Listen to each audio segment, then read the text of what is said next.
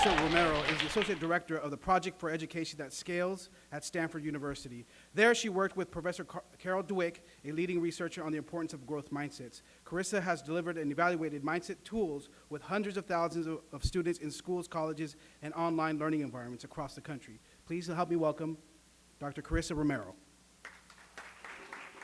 Thank you. How are you guys doing? Everyone happy to be staying dry? I definitely am. I came here with boots up to here and the biggest umbrella I can find. So I want to talk to you about moving from a focus in education on performance and judgment to a focus on learning and development. For students who have a growth mindset, school is an exciting place. It's an opportunity for students to learn, which is exciting in a growth mindset because learning is the way that you develop your intelligence. These students who believe that intelligence can grow welcome the challenges that they experience in school. When they're faced with a challenge, that's exciting because if they already know how to do it, it wouldn't be an opportunity to grow their intelligence. But for students with a fixed mindset, school can be a very threatening place. If intelligence is something that is set in stone at birth, then the purpose of school is to be judged and to do well. These students view effort and challenges as an indictment of a lack of ability. They think if I have to try, then I must not be very smart. So they falter in the face of challenges and setbacks. As Eduardo Briseno pointed out, research has shown that there's a relationship between students' mindsets and their academic achievement. Recently, at PERTS, we had the opportunity to work with researcher Susanna Claro to look at the relationship between mindsets and achievement in an entire nation. We were able to give 10th grade students taking the Chilean National Achievement Test a mindset survey. And we found that students who had a growth mindset were 3 times more likely to score in the top 20% on the National Achievement Test. And students with a fixed mindset were 4 times more likely to score in the bottom 20%. One thing that I found really striking about this study is that the predictive power of mindsets was similar to the predictive power of students' parents' income level. So students who were below the 10th percentile in terms of their parents' income level, if they had a growth mindset, they did as well as fixed mindset students whose parents were in the 80th percentile. What's really exciting about growth mindset research isn't just that there's a relationship between mindsets and achievement, but also that we can change mindsets. And when we change mindsets, students do better in school. The way that we change students' mindsets is that we teach them about the neuroscience evidence showing that the brain is malleable. We teach them that the brain is made up of neurons and that neurons are connected to each other. When we have stronger connections between these neurons, we can think faster, and that's what makes our brain stronger and smarter. Eduardo talked about a study where researchers taught students this neuroscience lesson through a series of in-person lessons. And they found that 7th grade students who were randomized to do this growth mindset program earned higher math grades than students who were randomized to a control group who learned about study skills. At PERTS, our goal is to take this research on mindsets and translate them into resources that educators can use to help students develop adaptive mindsets. We've translated these in-person lessons into online modules, where students read about how the brain is malleable and how that when they work on challenging things, they can become smarter and make their brain stronger. So students read about this, they see pictures, they can hear audio if they want to, and they engage in writing exercises that help reinforce the ideas in these online modules. And these online modules are only about 2 class sessions, sometimes even 1. In a study that we did to test the effectiveness of one of these online modules, we sampled over 1,200 high school students from 13 high schools in the United States. And we found that underperforming students, so roughly the bottom third of students, who were randomized to receive this growth mindset module, earned higher grades in their core courses compared to students who were randomized to a control condition. Notably, the randomization happened at the individual level. So when students came into the computer lab and went to the link to begin this online module, they were either randomized to see the online growth mindset module that I showed you, or they were randomized to also learn about the brain, but not that it's malleable. So they learned, for example, about what the different lobes of the brain do. In this study, we also looked at the course pass rates of these underperforming students and found that students who were randomized to the growth mindset condition passed significantly more courses after the intervention than students who were randomized to the control condition. As Eduardo pointed out, these growth mindset programs are particularly effective for students who are stigmatized.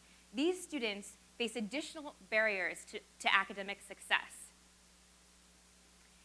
And it makes sense that these growth mindset programs are most effective for these students because a growth mindset affects the way that students respond to challenges. And given that these students are facing more challenges, we would expect that these mindset interventions would work better for them. This isn't to say that growth mindset programs aren't important for students who are doing well in school. If students are going to go on to do anything meaningful, we know that at some point they will encounter a challenge. And so it's important for all students to have a growth mindset. So given the importance of these mindsets, and given that we know that we can change them, an important question is, what can educators do? Eduardo talked about the importance of giving process praise over person praise. He described a famous study by Claudia Mueller and Carol Dweck, where students who were given intelligence praise after they completed a set of moderately challenging problems did worse on an equally difficult set of moderately difficult problems if they encountered a setback in between. So they thought that if they were smart when they did well, then when they faced a challenge, that must mean that they weren't as smart as they thought they were. But students who were given effort praise instead did better on the same set of moderately difficult problems, even though they too had experienced the same challenge or setback. What else can educators do? What about when students haven't succeeded yet? What about when we need to encourage them when they're already struggling? At PERTS, we had the opportunity to do a study on growth mindset encouragement with the Khan Academy. So when students were working on fraction exercises, they saw different messages at the top of the screen. Some of these messages were growth mindset messages of encouragement. So messages like, if you make a mistake, it's an opportunity to grow smarter. And some of these messages were control messages, including messages that are also encouraging but not growth mindset statements. So things like, stick with it and you'll learn fractions, or just try harder, which are things that students hear a lot.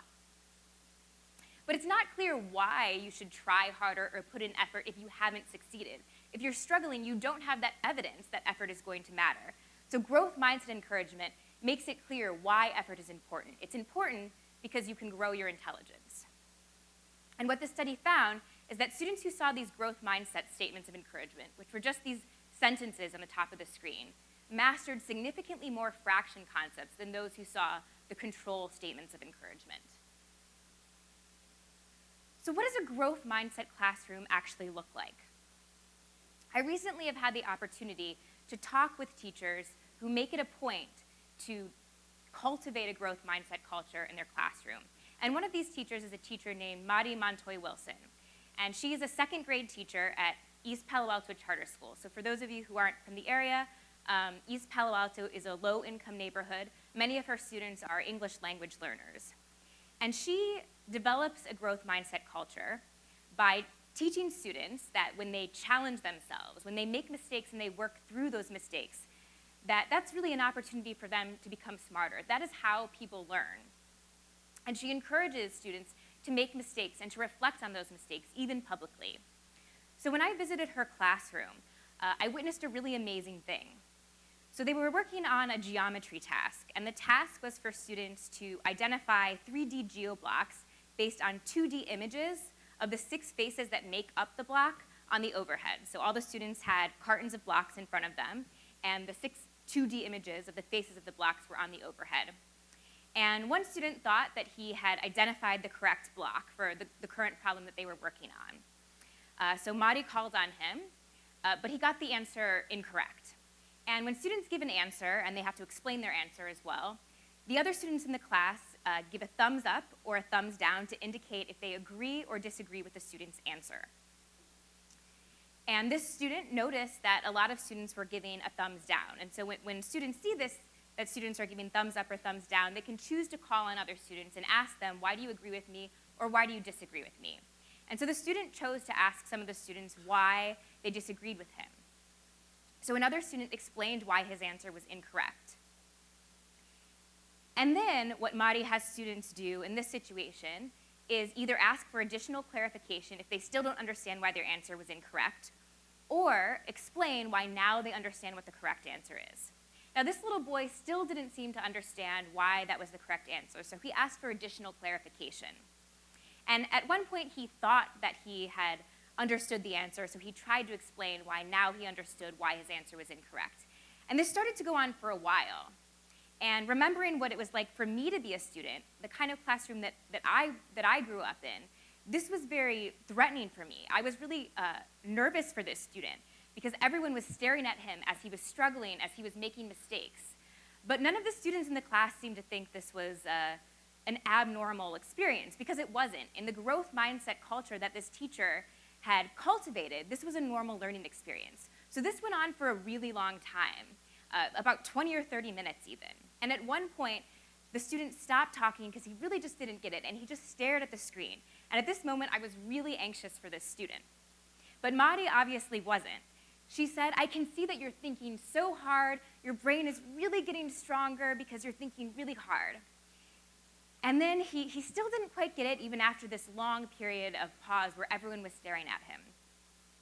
Finally, after a few more back and forths with other students in the classroom, he got the answer. And he was beaming. He wasn't embarrassed at all. He was really excited.